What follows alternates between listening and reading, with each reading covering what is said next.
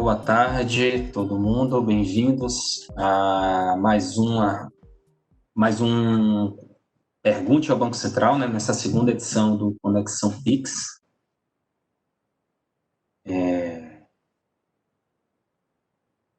Tivemos a abertura hoje pela manhã, né? Tivemos o primeiro painel do Pix no varejo, impactos e transformações.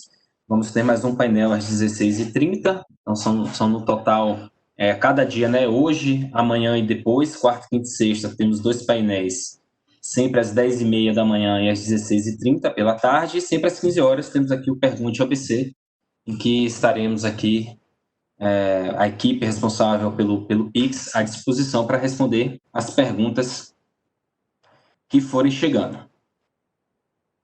Deixa eu dar as devidas instruções antes da gente partir para as perguntas propriamente dito. Como eu falei, essa é a primeira sessão sobre o Pergunte ao Banco Central. A ideia dessa sessão aqui, tanto hoje quanto quinta e sexta-feira, temos aqui a oportunidade para discutir assuntos de contexto geral, regulamentação, integração nos negócios de tecnologia. A gente está aqui à disposição para poder responder as perguntas que chegarem. Antes disso, por favor, entre na nossa página do Pix no nosso site. Leiam as informações gerais, temos um FAQ, temos alguns links para o regulamento, os manuais técnicos. Muitas das dúvidas de vocês estarão ali contidas, serão respondidas pela leitura do nosso site. Ela é bastante rica em informação e é uma excelente fonte de informação para a gente entender um pouquinho melhor sobre como o Pix vai funcionar. E, obviamente, estamos aqui também para tirar essas dúvidas.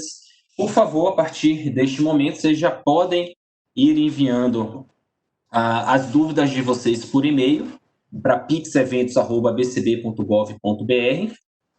Eu não me apresentei, tá? Eu sou o Breno Lobo, eu sou da equipe do Departamento de Competição e de Estrutura do Mercado Financeiro. Eu sou um dos coordenadores desse projeto de implantação do Pix no Brasil, né, do pagamento instantâneo brasileiro.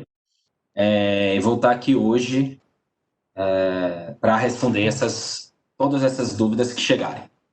Antes, né, como a gente está abrindo agora esse e-mail para recebermos as dúvidas, eu vou começar respondendo algumas dúvidas recorrentes que a gente recebe na nossa caixa corporativa, e depois a gente entra nas perguntas que vão chegar do público, tá bom? Então, a primeira pergunta aqui que eu vou responder é a seguinte.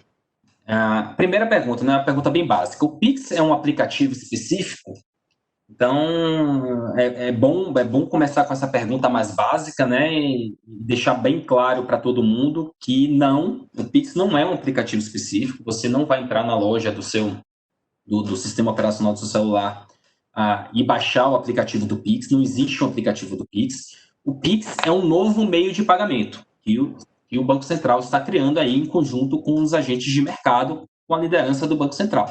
Então, ele é um meio de pagamento, como a TED é um meio de pagamento, o DOC é um meio de pagamento, o boleto, cartão de crédito, cartão de débito, o próprio dinheiro, espécie, é um meio de pagamento quando você entra, né, no Internet Bank, no Mobile Bank do seu banco, da sua instituição financeira, da sua instituição de pagamento, você tem lá a opção de fazer de usar um desses meios de pagamento para fazer pagamentos e transferências. Então, o Pix é mais uma forma de fazer um pagamento e ele vai estar inserido dentro dos aplicativos das instituições financeiras e instituições de pagamento que serão participantes do Pix. Tá? Então, essa é a primeira pergunta sobre a questão do aplicativo, aí respondida.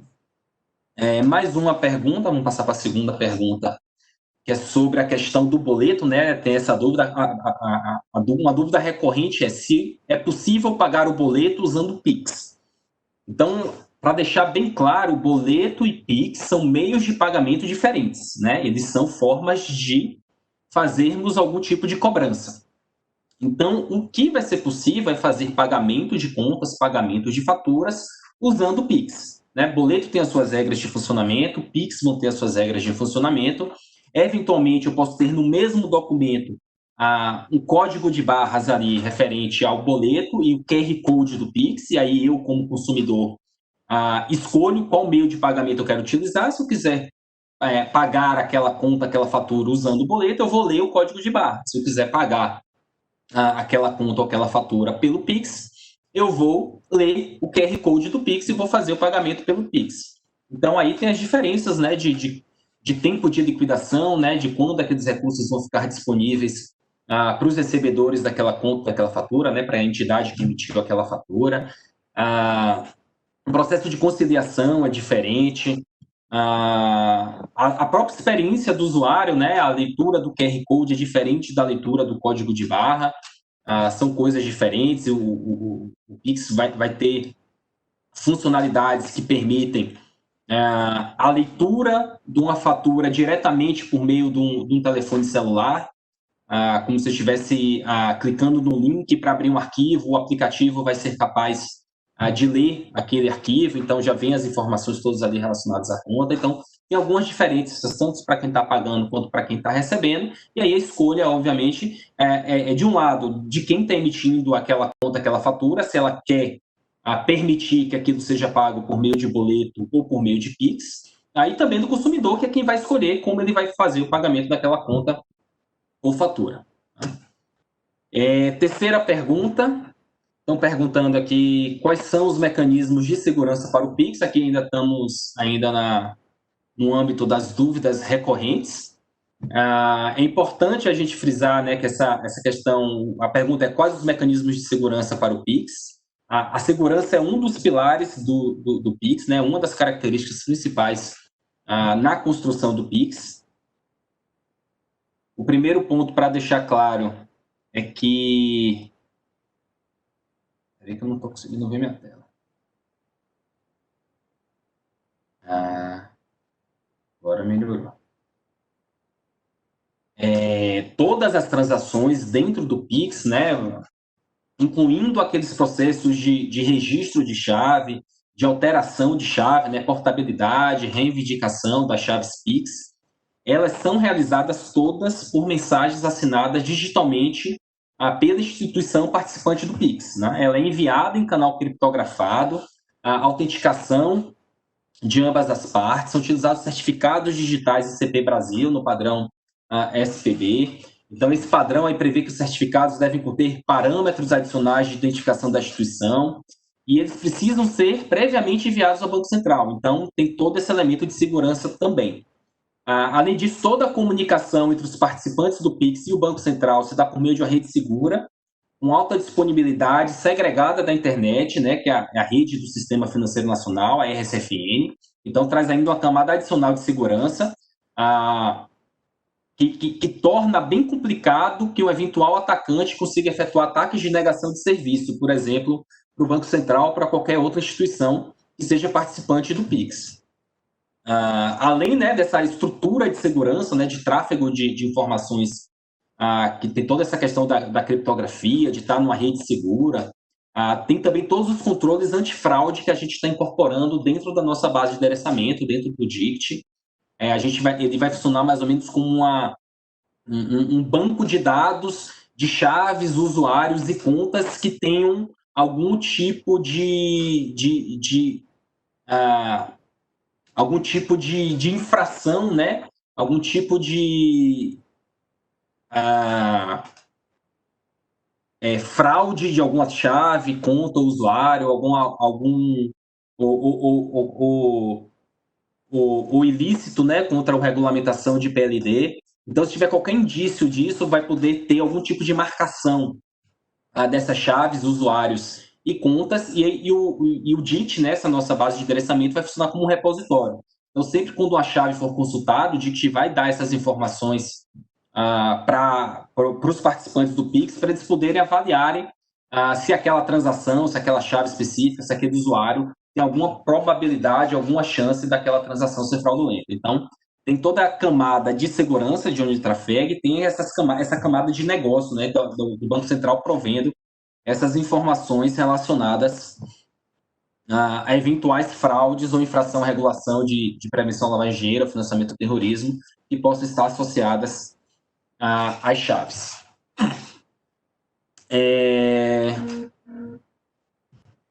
Então, vamos aqui começar com as perguntas que estão chegando por meio do nosso e-mail, né, do pixeventos@bcb.gov.br, recebendo, podem continuar mandando.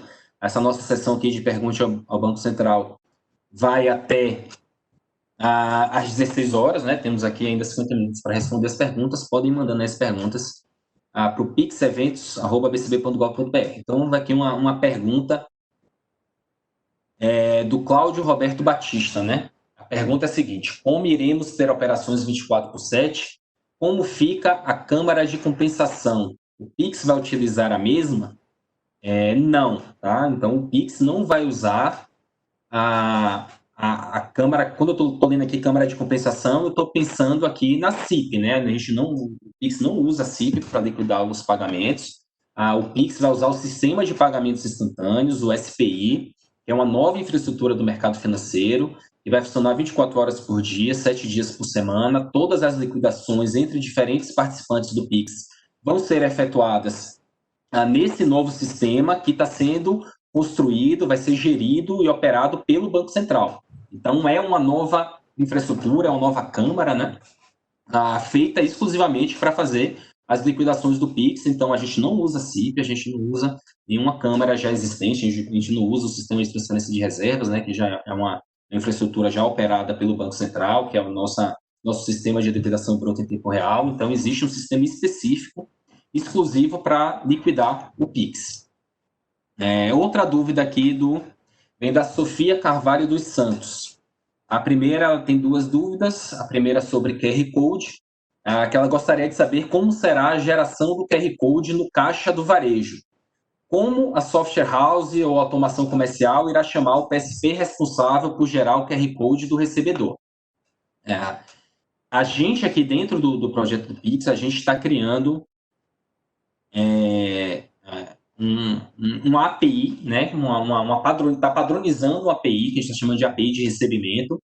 A especificação técnica dessa API já está lá disponível na nossa página na internet, né? Na página do Pix na internet.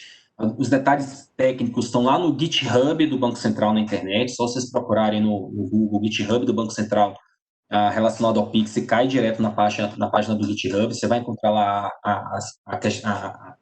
a especificação técnica dessa API de recebimento. Tem um link também na nossa página lá no Pix.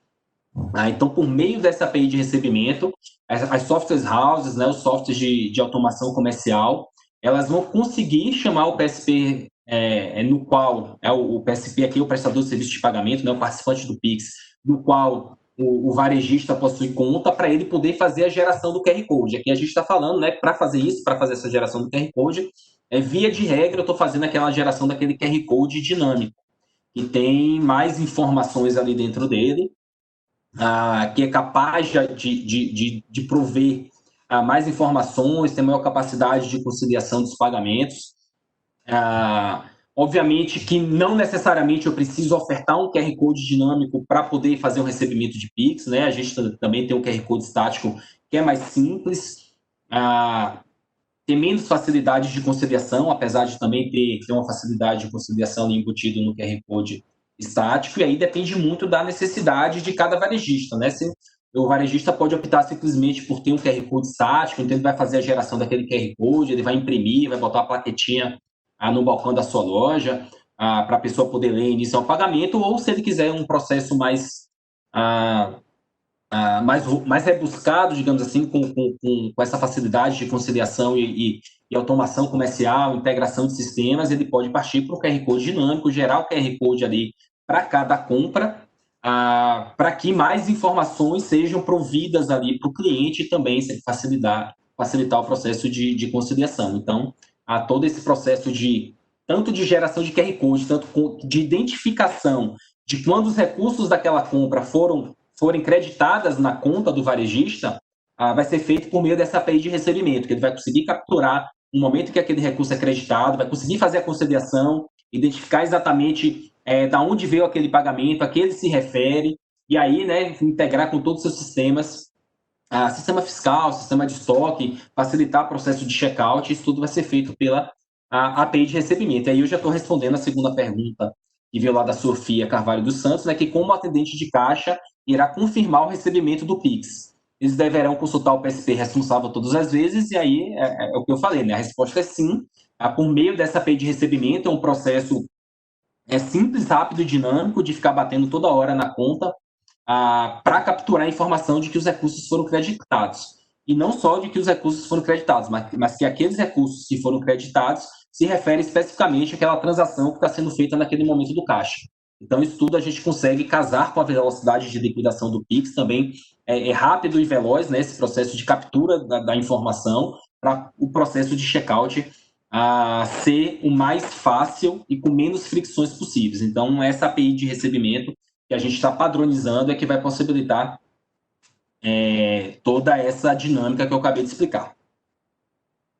Mais uma pergunta do Ine Alexandre Fragoto. A pergunta aqui é sobre tarifação, né? O Banco Central cobrará 1 centavo a cada 10 transações dos participantes diretos creditados, né? Daquela instituição que está sendo creditada dentro do Banco Central. E aí a pergunta é, qual o valor cobrado por parte do participante do Pix, né, para o usuário? Tá aqui a pergunta se o Banco Central vai impor algum limite quanto ao custo final dessa transação, né, como é que esse 1 centavo vai chegar na ponta. Basicamente, qual é a tarifação para os usuários finais. Essa questão específica da tarifação para os usuários finais ainda não está regulamentada, então nas próximas semanas deve ter uma regulamentação específica para essa tarifação para os usuários finais, mas o que a gente já vem passando para todo mundo, né, que já é uma informação pública, e aqui eu respondo a sua pergunta, Luiz, é que para o usuário pessoa física, o Pix é totalmente gratuito. Tá? A pessoa física que está iniciando um Pix, assim como a pessoa física não paga para pagar um boleto, não paga para fazer uma transação com um cartão de débito, por exemplo, tem alguns 4 saques grátis por mês, tem algumas transferências intrabancárias por mês grátis. Então, no caso do Pix, né, para dar, como ele se assemelha bastante, principalmente a boleto e a cartão de débito, para dar um tratamento igualitário a esses outros meios de pagamento, a gente está determinando que para iniciar um Pix, a pessoa física não vai pagar qualquer tarifa, não pode ser cobrada qualquer tarifa da pessoa física.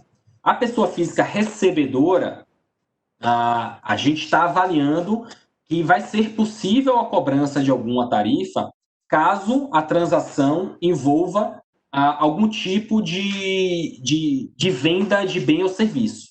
Então, se a pessoa física está comercializando alguma coisa, a sua instituição vai conseguir capturar essa informação e vai poder fazer a cobrança de alguma tarifa pelo recebimento do Pix. Para transferências, né, como acontece hoje com a TED, por exemplo, não pode haver cobrança também para a pessoa física no recebimento. Então, os detalhes exatamente de como vai ser essa cobrança na ponta pessoa física recebedora vai estar detalhado aí nessa regulamentação específica que eu falei que deve estar saindo aí nas próximas semanas. No caso de pessoa jurídica, aí é livre negociação, tá? Tanto para fazer um Pix quanto para receber um Pix, as pessoas jurídicas estão passíveis de serem tarifadas, porque é um serviço com algum valor que as instituições estão provendo ali para os seus clientes, pessoas jurídicas. Então, pode haver sim algum tipo de tarifa, como existem hoje as taxas de desconto, né, cobradas para o recebimento de cartão de débito, para o recebimento de cartão de crédito, para a emissão de boleto. Então, esse custo está na ponta de pessoa jurídica recebedora. A gente visualiza que isso também vai acontecer no caso do Pix. Agora, a nossa impressão, e tudo leva a crer que essas tarifas vão ser menores do que nos outros meios de pagamento atualmente existentes, principalmente por causa da estrutura do Pix, né? Quando a gente pensa na estrutura do Pix, ele não tem nenhum intermediário. Ele tem a instituição que tem conta do pagador, a instituição que tem a conta do recebedor e o Banco Central aqui no meio que está cobrando 1 centavo a cada 10 transações da instituição recebedora. Então, quando a gente pensa, por exemplo, na estrutura do cartão de crédito, do cartão de débito, você tem toda a estrutura da bandeira do cartão, do adquirente, do emissor do cartão, e todos esses agentes precisam ser remunerados. Então, como no Pix você tem menos intermediários, você tem mais competição, com muitas instituições participantes, a tendência, né? E a gente vai estar acompanhando, monitorando de perto essas tarifas que vão estar sendo cobradas das pessoas jurídicas. A tendência é que essa taxa seja inferior às taxas cobradas hoje para recebimento de cartão de crédito e de cartão de débito. Tá? Nessa expectativa, não é uma regulação do Banco Central, o Banco Central não vai regular, né, na ponta da pessoa jurídica, mas a gente vai sim acompanhar ali para ver como vai ser essas tarifas, para que, identificado algum abuso, a gente possa também reagir a esses eventuais abusos. Tarifa já foi. Pergunta aqui da Paula Mancini. Os tipos de chave atualmente disponíveis pelo Banco Central, né, são CPF, o CNPJ, o número de telefone celular, o e-mail e a chave aleatória.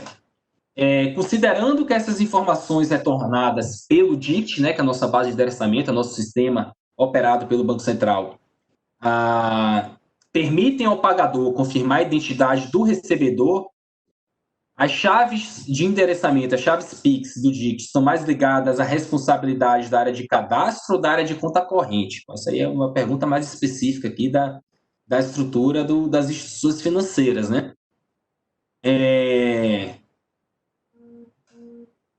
O processo de registro da chave, a gente acredita que é o processo mais sensível, né, em termos ali de segurança da informação, e até por isso que a gente está obrigando todos os participantes a passarem por um procedimento de validação ativa cruzada da chave, né, que é aquele processo de você solicitar o registro da sua chave, dar o seu consentimento, receber um token.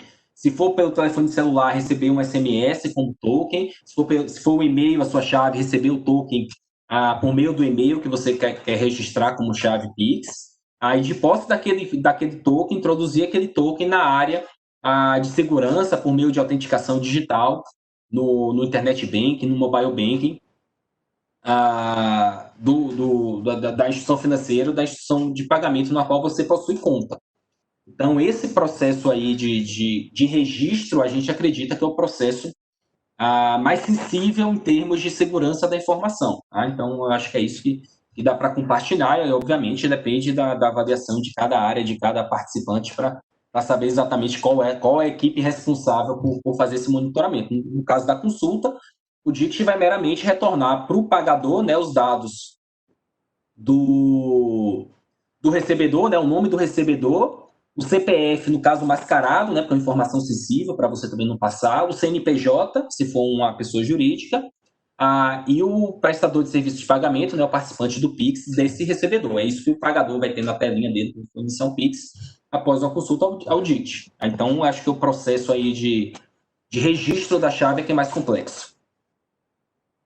Paulo Farias, essa pergunta é boa, né? Lembrando, né, que esse evento aqui hoje, né, da Conexão Pix, a gente está bem voltado para o pessoal do varejo, tá? Então, apesar de eu ter lido aqui uma pergunta mais que eu acredito que seja mais de interesse dos participantes, a nossa ideia aqui é passar perguntas que ajudem mais o varejo, né, as empresas entenderem como eles podem entrar nesse mundo do Pix aí, tanto para fazer pagamentos, como principalmente também para receber por suas vendas. E aí tem uma pergunta legal aqui do Paulo Farias, né, que ele tem uma pizzaria e gostaria de saber se o cliente dele precisa estar cadastrado para me pagar via Pix. Essa é uma pergunta bastante recorrente, né, para as pessoas entenderem.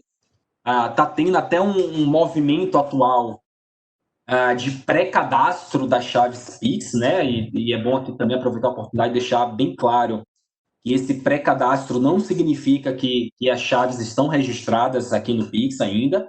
A partir do dia 5 de outubro que a gente abre o sistema para receber esses cadastros, e todos os usuários, né, todas as pessoas físicas, todas as empresas vão precisar dar o seu consentimento a partir do dia 5 de outubro. Tá? Então, não adianta nada ter dado o consentimento nessa etapa agora. A gente tem verificado que algumas instituições estão pedindo esse consentimento. A partir do dia 5 de outubro, esse consentimento tem que ser revalidado para que a instituição possa enviar a solicitação de registro da chave Pix aqui para o Banco Central. Tá? Então, deixando isso claro, vamos aqui responder a pergunta do Paulo Farias. Eu vou fazer uma analogia com o TED, DOC e boleto. Tá? Mais uma vez, O Pix é mais um meio de pagamento. Para eu fazer uma TED, para eu fazer um DOC, para eu pagar um boleto, eu precisei me cadastrar para fazer alguma coisa?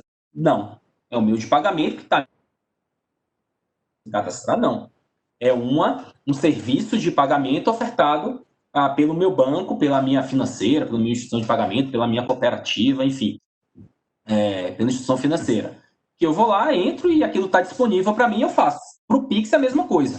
Ninguém precisa se cadastrar no Pix para fazer um Pix. O Pix vai estar lá, vai chegar no dia 16 de novembro deste ano, quando a gente atualizar o nosso aplicativo no telefone celular, ou quando a gente entrar no Internet Bank nessa data, vai ter lá a opção fazer um Pix. Eu vou nessa área de fazer um Pix, como eu iria para fazer uma TED, um DOC, pagar um boleto, né, nas suas áreas específicas, vai ter uma área específica para o Pix. Vou nessa área e faço um Pix, vou ler o QR Code, eu vou escolher fazer uma transferência usando a chave, né, usando o e-mail, o telefone celular, a depender do recebedor, e vou conseguir fazer um Pix sem precisar fazer nada. Inclusive, vou poder fazer um Pix como eu faço hoje uma TED, né, inserindo manualmente os dados do recebedor. Né, número de banco, número da agência, número da conta, tipo da conta, CPF ou CNPJ do recebedor, eu posso digitar e fazer isso. O que eu preciso fazer de cadastro do Pix é registrar a minha chave para eu receber um Pix. Então, você, Paulo, que tem uma pizzaria, imagino, né, que a pizzaria, né, para facilitar o processo de recebimento, vai ter um QR Code ali do Pix.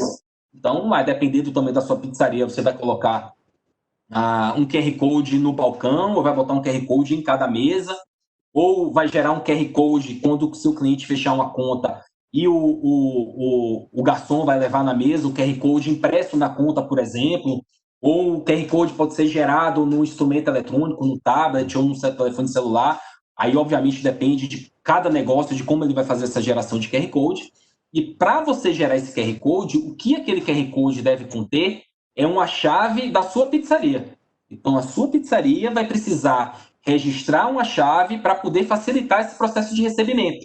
Para que eu, quando for lá na sua pizzaria, consiga ler o seu QR Code, e quando eu ler o QR Code, vim aqui na minha tela do meu telefone celular, pizzaria do Paulo Farias, que tem conta no participante do Pix tal, e o CNPJ da pizzaria é tal. Essa informação que vai vir para confirmar. Legal, o QR Code está tranquilo, eu quero realmente pagar a conta aqui da pizzaria do Paulo. E para isso acontecer, você precisa ter uma chave sua dentro desse QR Code. E aí você escolhe. Você pode botar o CNPJ da sua pizzaria, por exemplo, ali como a chave. Você pode ter uma chave aleatória, que é o que a gente acha que combina mais com o QR Code, porque ele não tem informações sensíveis, e você pode ter uma chave aleatória para cada mesa, por exemplo, se você colocar o QR Code em cada mesa, então facilita o seu processo de conciliação. Enfim, isso tudo vai depender da conversa que você tenha com o seu prestador de serviço de pagamento, com a sua software house, para saber qual é o serviço que ele está te vendendo ali. Então, para fazer um Pix, não preciso fazer absolutamente nada. Para receber um Pix, sim, eu preciso registrar minha chave, pessoa jurídica principalmente, né, porque vai estar ali mais a ver com o QR Code, e eu, Breno, né, pessoa física, eu também recebo transferências, né, faço churrasco, pago a conta, os amigos dividem, ou minha mãe me passa um recurso, ou eu passo um recurso para ou minha esposa me passa um recurso que precisa pagar uma conta conjunta, enfim. Eu faço uma transferência para pagar alguma coisa que eu consumi, né, que eu paguei, alguém está pagando para mim, e aí para eu receber um Pix, aí eu vou registrar uma chave minha. Eu, particularmente, né, já falando aqui minha opção pessoal, vou chegar no dia 5 de outubro, vou entrar no aplicativo do meu banco e vou solicitar, eu quero registrar o número do meu telefone celular para ser minha chave. Então, o número 61999999 vai estar vinculado à conta do Breno Santana Lobo, CPF tal, no banco tal, e quando eu quiser receber um Pix, eu vou falar, manda para o meu número de telefone celular. Então, as pessoas já vão ter ali um número de telefone celular registradas, né, na lista de contatos. Eu, por exemplo, né, não estou recebendo aí transferências e recursos que caem do céu, né? Normalmente quem tem que transferir alguma coisa para mim me conhece, já tem um contato ali no WhatsApp, já tem um número de telefone celular, então vai facilmente ser identificado qual é o número de telefone celular. Então, as soluções que os participantes do Pix vão desenvolver, com um clique, né, a pessoa consegue transferir dinheiro para mim por meio do Pix, usando o número do meu telefone celular, sem precisar saber meu CPF, meu banco, meu número da minha conta corrente, meu CPF. Então, vai ser um processo muito mais fácil, simples e ágil para iniciar um Pix, né? E essa é a lógica de construção do Pix, né? Resumindo, eu falei, e a informação que tem que passar é: para fazer Pix, não preciso fazer absolutamente nada. Para receber o Pix, para facilitar o processo de recebimento, eu preciso registrar uma chave. Até se eu não registrar uma chave, eu posso receber o Pix como eu recebo até de hoje, né? Eu vou ter que passar minhas informações bancárias para quem está me pagando, ele vai digitar aquilo manualmente e eu consigo fazer o Pix da mesma forma. Mais uma pergunta. Vem aqui da Juliana Toffoli. Aqui tem várias perguntas, tá? Então eu vou ler uma a uma. Como será a informação das transações via Pix? A informação no extrato, ela será padronizada, terá informação de local, por exemplo, ou será conforme a instituição financeira? Legal, Juliana, essa pergunta também é bem legal. A gente está tendo todo um trabalho de fazer toda a padronização da experiência do usuário. Então, a gente tem um manual específico dentro do regulamento do Pix. É o manual chamado Requisitos Mínimos para a Experiência do Usuário. Ele está lá disponível na nossa página da internet, né, na página do Pix, na parte de regulamentação relacionada. É o manual número 4, se não me engano, Requisitos Mínimos para a Experiência do Usuário. É legal vocês entrarem nesse manual, ao contrário dos outros manuais, que são mais técnicos, né? Esse manual é bem visual, a gente coloca muitas telas ilustrativas, e lá tem uma série de obrigações e recomendações que todos os participantes do Pix têm que cumprir para ofertar o Pix para os seus clientes. E uma dessas padronizações que a gente está falando é justamente sobre o extrato, de como eu vou saber, né, eu, tanto como pagador como recebedor, o que é que eu recebi de Pix, o que é que eu paguei de Pix. Isso vai estar tudo discriminado no meu extrato bancário normal. Então, quando eu fizer um Pix, vai estar lá o valor debitado, eu vou ter obrigatoriamente que aquilo é referente ao Pix. No comprovante daquela transação, eu vou conseguir ver a data, a hora que eu fiz aquele Pix, para quem eu fiz aquele Pix, qual é o PSP, né, o participante do Pix no qual o recebedor tem conta. E quando eu receber um Pix, a mesma coisa, né? Naquele comprovante que o recebedor também vai receber, eu consigo ver a data e hora da realização daquele Pix que eu recebi, quem me enviou aquele Pix, o CPF, o CNPJ daquela pessoa, empresa que me enviou um Pix, qual é o participante do Pix na qual essa pessoa ou empresa possui conta. Então, tudo isso vai estar padronizado. Eu vou conseguir identificar para quem eu fiz o pagamento quando eu faço um Pix e quem me mandou um Pix. Tá? Eu tenho aqui uma ótima notícia e o meu colega Ricardo Araújo acabou de se juntar a mim aqui, né? Acabei ficando sozinho aqui durante um período. O Ricardo, ele faz parte também daqui da equipe que está conduzindo o processo de implementação do Pix no Brasil. Ricardo, seja bem-vindo. Para me ajudar, que eu estou com a garganta seca já. O Ricardo teve algum problema de conexão e conseguiu entrar agora. Então, eu vou ficar aqui fazendo a gestão das perguntas, tá, Ricardo? E vou passando para você e complementando se for o caso. Combinado? Seja bem-vindo aqui para essas últimas meia horas aqui, essas outras meia hora que a gente vai ter aqui no nosso painel. Ok, Bereno, obrigado. Boa tarde a todos. Então, vamos continuar aqui na Juliana, que essa foi a primeira da Juliana. Aí a pergunta da Juliana é: o Pix dependerá de uma instituição financeira, certo? Dessa forma, cada instituição financeira poderá atribuir uma precificação para esta transação ou, obrigatoriamente, a instituição não poderá tarifar esse serviço. Antes do Ricardo responder, eu acho que a parte da tarifa eu já respondi, né? Para a pessoa física, não. Né? Para a pessoa jurídica, sim. Para a pessoa física, sim, só se for recebedora. E a depender do detalhamento, a gente vai dar depois. Mas é bom deixar claro aí. O Pix dependerá da instituição financeira, Ricardo? Não, o Pix não dependerá só de uma instituição financeira. Você precisa de um prestador de serviço de pagamentos, que é a denominação que nós utilizamos para o Pix, que pode ser uma instituição financeira ou uma instituição de pagamento. Nós temos aí cerca de 980 instituições que se candidataram, que iniciaram o processo de adesão ao Pix. Uma grande variedade aí de opções aí para os usuários finais poderem escolher aqueles que poderão prestar o melhor serviço e a um preço que seja bem convidativo a ele. Bom, isso é importante deixar claro, né? Que sim preciso ter uma conta, né? Mas não precisa ser uma conta bancária. Então, tem as contas de pagamento pré-paga, a gente está sendo cada vez mais comum, né, a abertura dessas contas de pagamento pré-paga, que também vão poder, e normalmente essas contas de pagamento pré-pagas estão associadas às instituições de pagamento, como o Ricardo falou, e eu consigo também fazer um Pix a partir de uma instituição de pagamento que provenha uma conta de pagamento pré-paga e, obviamente, seja participante do Pix. Continuando aqui com a Juliana, ela pergunta se o Banco Central a gente tem algum projeto de evolução de alguma funcionalidade dentro do Pix para atender a transações parceladas. E, caso positivo, se existe alguma perspectiva de entrar em produção essa funcionalidade. Existe sim um projeto que a gente discute essa questão da possibilidade de você agendar pagamentos sem a possibilidade de que o usuário pagador possa cancelar. Existe esse projeto, mas a entrada dele em vigor a gente ainda não tem uma definição, ainda está na fase de prospecção e em breve a gente deve anunciar mais detalhes. Ótimo.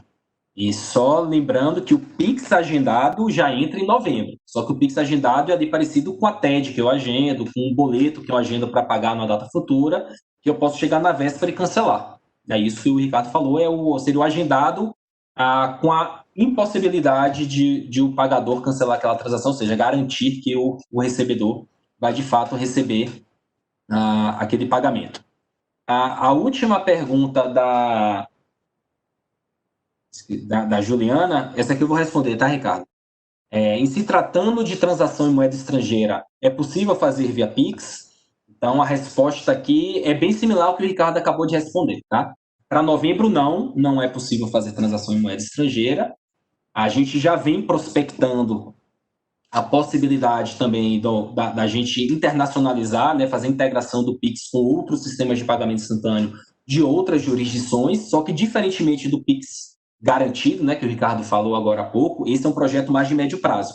O Pix garantido tem um horizonte temporal mais curto, muito provavelmente no ano que vem a gente consegue desenvolver essa funcionalidade. A questão da moeda estrangeira é mais complexa, né? Depende de integrações, depende de legislação cambial, integrações com outros sistemas. A gente já vem observando alguns testes sendo realizados entre diferentes sistemas de pagamentos instantâneos em outras jurisdições que conseguem liquidar transações internacionais em menos de 1 minuto e você conseguindo rastrear todo o percurso dessa transação. Então, os testes já estão sendo feitos nesse momento. Então, em algum momento, após o lançamento do Pix, a gente vai tentar realizar esses testes também dentro do Pix, mas vai demorar um pouquinho, né? Um projeto mais complexo para poder estar implantado. Ricardo, mais uma pergunta aqui que vem lá do seu xará Ricardo Salles, do Banco do Nordeste, que ele queria mais informações sobre como o Pix funcionará de forma offline. Bom, vamos lá.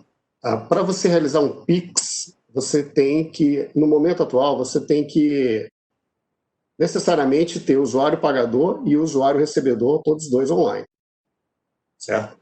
Existe a previsão para a gente lançar em 2021 a questão do QR Code de pagador, em que você terá a possibilidade de ter o usuário pagador offline, mas o recebedor tem que necessariamente estar online. Agora, os dois estarem offline ao mesmo tempo, aí realmente não tem como você validar a transação. Beleza, vamos para mais uma da Priscila Thaisa Pires Carvalho, que gostaria de saber como vai funcionar os limites de transação no Pix. Ela fala aqui que cada banco hoje tem um limite específico para seus canais de atendimento, quer saber se o Banco Central definiu valores mínimos que os participantes do Pix devem respeitar. Essa é uma ótima pergunta. Vamos lá. O Banco Central, da mesma forma que ele não definiu valores mínimos ou máximos por canal de atendimento para os demais instrumentos, ele também não pretende estabelecer esses limites para o Pix. Isso quer dizer que o que nós colocamos no regulamento é Você não pode colocar um limite que seja diferente de instrumentos de pagamento similares, tá? Sem uma devida justificativa. Então, cada instituição poderá, sim, de acordo com o perfil do usuário, de acordo com a sua forma de autenticação, de acordo com as suas políticas de segurança, ele estabelecer limites máximos para o envio de ordens para serem liquidadas no Pix. Agora, é importante lembrar que o Pix, como tal qual a regra foi definida pelo Banco Central, ele não prevê nem valor mínimo nem valor máximo de transação. Então, isso quer dizer que, a partir de 1 centavo, a gente aceitará o SPI e os sistemas internos participantes poderão aceitar qualquer transação, claro, respeitada essa política de segurança que eu mencionei anteriormente. Bom, vamos aqui para uma do Marcelo Bella. Essa aqui também é legal. Vou passar para você. Ele está comparando aqui com os arranjos de cartão, né, que existem várias regras e controles que garantem ao seguro ao comprador que ele terá seu produto ou serviço ou seu dinheiro de volta, né, a questão relacionada ao chargeback. Então, a pergunta dele é basicamente isso, né? Se existe chargeback no Pix, como é que vai funcionar? Essa segurança existe, né? Essa segurança que ele tem hoje no arranjo de cartão, como é que, em caso de disputa, o que é que ele faz, né? Se tiver algum problema com quem está vendendo o serviço para ele, como é que isso funciona dentro do Pix? Essa é uma excelente pergunta também. Vamos lá. Hoje, da forma como está o regulamento do Pix, não existe a possibilidade de chargeback por desacordo comercial, certo?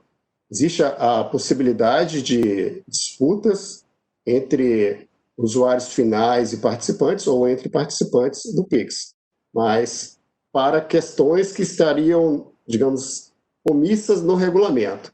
Questões de desacordo comercial têm que ser resolvido com o estabelecimento comercial ao qual você fez a transação.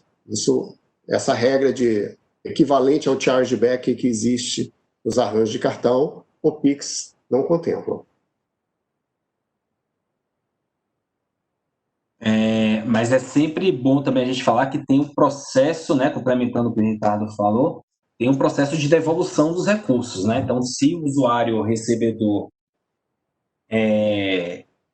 entender, né, que você, ou sei lá, o produto veio quebrado, ou o produto foi diferente, ou me arrependi da compra daquele produto, se tiver a confirmação por parte do recebedor, né, se ele aceitar esse tipo de reclamação, ele pode devolver os recursos, né, vai ter uma funcionalidade dentro do Pix para facilitar esse processo. A gente está escrevendo também um manual específico de disputa, né, que a gente detalhará como será feita essa disputa dentro do Pix. Ainda não está pronto, ainda está em elaboração. Até o final do mês que vem, esse manual de disputa, a gente deve estar enviando uma minuta de consulta dentro do Fórum Pix, né, que é o fórum que a gente conversa com todos os participantes do Pix, e recebe as contribuições a tudo que a gente vem definindo. A gente vai fazer uma consulta sobre esse processo de disputa dentro do Pix, né, para a gente poder desenhar. Como o Ricardo falou, não é o chargeback, que é do cartão, né, é totalmente diferente, mas a gente vai desenhar um mecanismo aí de solução das disputas dentro do Pix também, que deve estar detalhado aí no máximo até o final do mês que vem. Deixa eu passar para a próxima. Vem lá da Bárbara Lisboa. Ela fez três perguntas aqui, vou fazer a primeira, né? Vi que se eu ofertar o Pix no meu e-commerce ou no meu aplicativo, serei um iniciador de pagamento, mesmo não participando do arranjo como participante direto ou indireto. Nesse caso, temos alguma obrigação na experiência ou alguma obrigação regulatória junto ao Banco Central? É que tá meio confuso, né? Tem que esclarecer. Me ajuda aí, cara. Bom, eu vou começar, que não está muito clara a questão, mas vamos lá. Se quem está ofertando é o usuário final, ele não tem nenhuma obrigação regulamentar perante o Banco Central. Ele vai ter obrigação perante o seu PSP, de uso da marca, de uma série de questões para aceitação do Pix. Okay? Mas ele não é um subcredenciador, ou ele não está vinculado a um processo de habilitação de transações, tal qual existe nos arranjos de cartão. Então, ele sendo usuário final, ele é um cliente normal, sem nenhuma obrigação em termos de junto ao regulador que vai tratar com os prestadores de serviço de pagamento. Exatamente. Então, o e-commerce aí, né, o varejista eletrônico, ele é um usuário do Pix, ele não é um participante do Pix, né? Então, ele está ali na figura como usuário recebedor. Então, ele precisa contratar o serviço de algum participante do Pix para receber os recursos ali na conta desse participante, para fazer a geração do QR Code, né, fazer a manutenção do QR Code. Então, ele não é um iniciador, ele não é uma entidade regulada, nada disso. Ele é somente um usuário, como uma loja física vai ser um usuário, como as pessoas físicas, como eu, o Ricardo, vamos ser usuários do Pix, né? Não tem nenhuma obrigação perante ao Banco Central. Futuramente, o que a gente vai fazer, né, já que você tocou nesse assunto de iniciador de pagamento, essa figura de iniciador de pagamento, ela não existe hoje no arcabouço regulatório brasileiro, não existe o iniciador de pagamento. Neste momento, a gente acabou de, né, a consulta pública sobre essa figura, a gente está processando as contribuições, vai ter uma regulação específica sobre esse iniciador de pagamento, e em algum momento futuro, vai ser uma modalidade de participação dentro do Pix, o iniciador de pagamento. Aí, eventualmente, o e-commerce ou outros tipos de instituições podem querer, em vez de ser usuários, ser iniciadores de pagamento. Como iniciador de pagamento, provavelmente, né, como estava lá na minuta de consulta pública, obviamente pode ter algum tipo de ajuste, mas como estava na minuta, é uma nova modalidade de instituição de pagamento sujeita à autorização e à regulação do Banco Central. Então, neste momento, não, né, você é usuário, mas no futuro, você pode pensar em virar um iniciador de pagamento, né, ver aí qual é o custo, qual é o benefício, e o iniciador de pagamento tem que ser autorizado e será regulado pelo Banco Central. Outra pergunta aqui da Bárbara é se haverá algum tipo de pré-captura do Pix ou se a transação só poderá ser capturada de uma vez. A Bárbara está fazendo as perguntas meio difíceis de entender, você entendeu? Bom, o que seria uma pré-captura? Bom, existe... Um agendado? Agendado, né? Existe a possibilidade de eu solicitar o meu PSP que envie uma ordem no meu nome no dia X, na data futura. Esse é um Pix agendado. A exceção dessa hipótese, as demais transações são instantâneas, imediatas. Então, eu vou submeter a liquidação. O PSP tem que submeter a liquidação em 2 segundos. Essa é a meta dele. Então, eu não consegui capturar. Não sei se ela perguntou alguma coisa diferente disso. Se for, a gente pede que ela entre com detalhes aí na questão. A última pergunta, talvez esclareça, é que se transações por lote serão permitidas. Tá? Não sei se tem a ver. A gente não está padronizando essas transações por lote, né? Principalmente quando a gente pensa em pagamento entre empresas, né? Pagamento de folha, mas nada proíbe que os participantes do Pix, né? Os prestadores de serviço de pagamento, desenvolvam soluções e que eles aceitem as transações por lote. Então, apesar de não estarmos padronizando, assim como hoje você consegue soluções, né, de envio de transações por lote, aí a sua instituição manda uma a uma para a gente. Então, para o Banco Central, a gente não recebe em lote, né? A gente recebe algumas transações dentro da mesma mensagem, que não é exatamente a mesma coisa. Mas essa relação entre o usuário final e o seu prestador de serviço de pagamento, isso aqui pode ser um serviço que o seu prestador de serviço de pagamento pode te ofertar. Então, a depender dele, sim, pode haver transações em lote. Vai depender, caso a caso, da oferta do serviço de cada participante do Pix. Exato. O prestador de serviço, o prestador de serviço pode disponibilizar para as empresas soluções para que ele possa transmitir arquivos para o PSP, e o PSP vai processar isso seguindo as especificações técnicas do Pix. Como o Breno bem lembrou, existe a possibilidade de mandar várias transações em uma mesma mensagem. É uma questão mais técnica aí que eu não vou entrar em maiores detalhes, mas existe essa possibilidade. Né? Uma pergunta aqui do Giancarlo Bighetti. Aqui falando, né, o DICT, né, na nossa base de endereçamento, ela é um repositório das chaves, como eu falei antes, né, ele vai funcionar como uma base ali centralizada, cujas chaves poderão sinalizadas com algum tipo de infração. Aí ele está perguntando mais ou menos como vai ser esse processo, né? Que tanto o PSP do pagador quanto o PSP do recebedor poderão efetuar a marcação da chave. O PSP do pagador poderá marcar a chave do PSP do recebedor. Vou responder essa, tá, Ricardo? Sim, tá? Tanto o PSP do pagador quanto o PSP do recebedor poderão efetuar essa marcação da fraude, da chave, né? Fazer essa notificação de infração, que é como a gente está chamando essa funcionalidade. No caso do PSP do pagador, né, para eu marcar uma chave do PSP do recebedor, eu tenho todo um fluxo informacional. Então, eu, como PSP do pagador, eu vou fazer aquela notificação daquela determinada chave, vou enviar para o Banco Central, para o DICT, para o nosso sistema, o PSP do recebedor vai receber aquela notificação, vai analisar e vai ter que responder, vai dizer, ok, realmente tem indício aqui de fraude ou de ilícito em relação à regulação de PLD e financiamento do terrorismo, vamos marcar essa chave mesmo, ou o PSP do recebedor pode falar, não, esse aqui é meu cliente, ele é lícita aqui a transação, não vamos marcar essa chave. Então, precisa ter a análise por parte do PSP do recebedor, né, para que o PSP do pagador não saia marcando chaves aí indiscriminadamente. Então, é um processo todo em que o Banco Central está aqui no meio, está intermediando esse fluxo de informações para uma parte receber aquela reclamação e depois enviar a sua análise para o PSP do pagador identificar se ele pode, de fato, se aquela chave de fato foi marcada ou não. E o PSP do recebedor ele pode marcar a sua própria chave. Nesse caso, também tem que ter um recebimento por parte do PSP do pagador, mas aí não cabe muita análise, né? Dado que a chave é do PSP do recebedor, ali é mais para um fluxo informacional, para que o PSP do pagador possa saber, né, que aquela chave em particular está sendo marcada e ele possa fazer ali as suas análises antifraude com mais informações, com base nessas informações.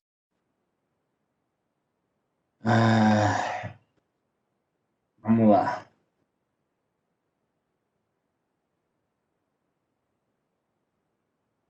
Vamos com uma dúvida aqui do Hamilton Pinheiro, que também é uma dúvida bem recorrente, até o Ricardo me mandou, fez essas perguntas para mim recentemente, né, Ricardo, sobre o processo de chave. Eu vou passar aí para ver se o Ricardo, se eu expliquei bem para o Ricardo, sobre as chaves, né? Ele entendeu aqui que uma chave Pix, né, que pode ser o CPF, e-mail, telefone celular, ou a chave aleatória, que a gente, né, aceitará 5 chaves para cada conta de pessoa física e até 20 chaves para cada conta de pessoa jurídica. Então, ele quer entender o que isso na prática quer dizer. Ele pode ter até 5 chaves Pix para uma mesma conta, ele poderia pagar minhas contas pessoa física, desde que eu tenha qualquer uma dessas. Já completou. Então, a pergunta é mais ou menos a gente explicar como é que funcionam esses limites e também explicar uma pergunta aqui que também a gente sempre recebe, se ele pode registrar uma mesma chave para várias instituições diferentes na qual ele contém a conta. Dá para explicar um pouquinho aí, Ricardo, como é que funciona essa questão das chaves? Vamos lá, essa é uma ótima pergunta e bem importante para os usuários, principalmente a partir de 5 de outubro. Então, vamos lá. Relembrando, né? Chaves, a possibilidade de chave CPF ou CNPJ, e-mail, celular, chave aleatória. Certo? Então, a regra diz, você pode registrar até 5 chaves por cada conta. Certo? Isso quer dizer que, eventualmente, eu não quero vincular o meu celular a essa conta que eu tenho no PSP X. Então, eu poderia colocar no extremo 5 e-mails, ou posso colocar 2 e-mails, meu CPF, e solicitar a chave aleatória. Ou até, existem pessoas que, dado o ramo de negócio, que tem 2, 3 celulares, e ele quer vincular aqueles 3 celulares. Ele pode. Então, o somatório de chaves que você vai requerer para a sua conta transacional, naquele PSP, é limitado a 5. Eu já registrei o meu CPF como uma chave no PSP-X. Eu não posso mais utilizar esse mesmo CPF como chave no PSP-Y. Eu tenho que utilizar alternativas. Então, esse é um ponto bem relevante, principalmente para quem tem conta em vários PSPs, e cada vez se torna mais comum, porque existem N carteiras virtuais que você se tornou cliente. Então, na hora de registrar essa chave, tem que ter atenção. Eu já inseri o meu celular em algum PSP? Se sim, eu tenho que ter alternativas para aquele outro PSP. ou no extremo, eu não ter nenhuma chave para aquele PSP, porque minha movimentação lá é insignificante, e quando eu preciso fazer transferência para lá, eu vou utilizar os mecanismos tradicionais, que é inserir agência, conta, CPF, etc. Então, essa é uma possibilidade. Agora vamos para o universo das pessoas jurídicas. Aí a regra diz que você pode vincular até 20 chaves para uma pessoa jurídica. Então, CNPJ, a empresa só tem um. Então, ele só pode vincular um CNPJ que é exatamente o dele. Ele não pode pegar um de terceiro, filial, etc. É o CNPJ daquela conta. Mas ele pode ter vários e-mails, vários celulares, certo? E a chave aleatória, e solicitar o cadastramento de todos esses. Ele pode até dizer, olha, celular tal é do departamento tal da loja, o celular Y é do outro departamento, e assim ele fazia esse mapeamento de como ele distribuiria. Sempre lembrando que, para a pessoa jurídica, é limitado a 20 registros para aquela conta, naquele PSP. E toda vez que ele utilizar aquele registro em um PSP, ele não pode utilizar o mesmo registro no outro PSP, o mesmo tipo de chave no outro PSP. É isso que você explicou, Breno? Boa, Ricardo. Acho que entendemos todos. É uma coisa importante também para compartilhar com o pessoal que está assistindo é que com esse potencial confusão de eu ter várias chaves em várias instituições nas quais eu tenho conta, a gente está trabalhando para fornecer um relatório dentro do registrato do Banco Central, tá? Que é a nossa funcionalidade para o cidadão, para a empresa conseguir consolidar todos os seus relacionamentos com o sistema financeiro. A gente vai ter a opção ali dentro do registrato para a gente também ter uma conciliação, vai estar lá, né, sinteticamente, todas as minhas chaves, em qual chave está registrada em qual instituição, para também as pessoas conseguirem fazer esse controle, né, por uma ferramenta que a gente se comunica aqui com os cidadãos. Então, a gente está nesse processo de implementação e muito provavelmente já em novembro a gente consiga já entregar esses relatórios por meio do registrato, que vai ajudar aí também no gerenciamento das chaves por parte de cada cidadão, de cada empresa brasileira, né? Ricardo, muito obrigado pela sua participação aqui no nosso Pergunte ao Banco Central. Essa foi a nossa primeira edição, né? Primeiro dia de Conexão Pix 2. A gente vai ter mais 2 sessões, amanhã e na sexta-feira, sempre às 15 horas de Pergunte ao Banco Central. Não conseguimos responder todas as perguntas, né? Vieram muitas perguntas, a gente deu uma selecionada. Se tivermos oportunidades nos próximos Pergunte ao Banco Central, a gente começa respondendo aquelas que ficaram sem resposta. Aí, eventualmente, a gente usa essas perguntas para melhorar o nosso FAQ, né? Para a gente estar sempre tentando deixar tudo o mais claro possível para os cidadãos e empresas brasileiras. Obrigado a todo mundo que assistiu a gente, tá? A gente acaba agora o Pergunte ao Banco Central. Vamos ter agora às 16h30, daqui a meia horinha, eu vou estar aqui de novo com vocês, vou estar mediando ao painel Pix nos negócios, características e funcionalidades. A gente vai ter 4 convidados especiais aqui participando comigo, debatendo as características do Pix, né, como eles podem ajudar também nos negócios. Então, vamos tirar essa meia horinha aí de descanso e daqui a meia hora a gente volta com esse novo painel. Ok? Obrigado a todo mundo e até daqui a pouquinho.